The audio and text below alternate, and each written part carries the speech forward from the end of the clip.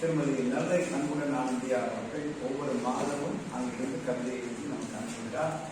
அதை நாம் வாசிப்போம். அதை அவருக்கு அனுப்பும்போது அவங்களுக்கு ஒரு பெரிய மகிழ்ச்சி. எவ்வளோ வேலை இருந்தாலும் இரவோ பகலோ உட்காந்து அவங்க எழுதுகிறாங்க.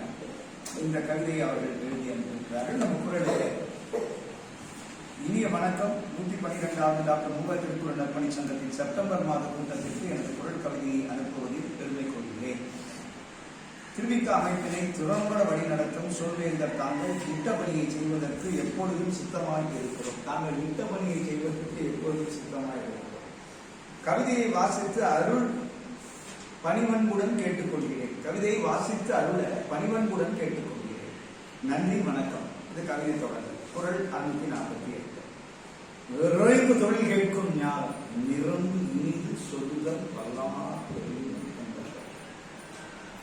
சொல்லும் விதத்தில் சோர்வு சிறிது நின்று உள்ள கிடக்கையில் உடனே பதியும் வண்ணம். உள்ள கிடக்கையில் உடனே பதியும் வண்ணம். சொல்ல வந்த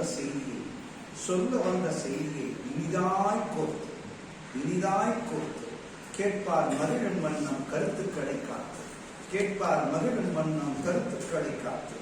சொற்சுவை மெருகேற்றி சுவைபடச் சொல்கிறார்கள். இட்ட பணியினை இவ்வுலகம் விரைந்து ஏற்கும். சொற்சுவை மெருகேற்றி சுவைப்படச் சொல்லுவார்கள்.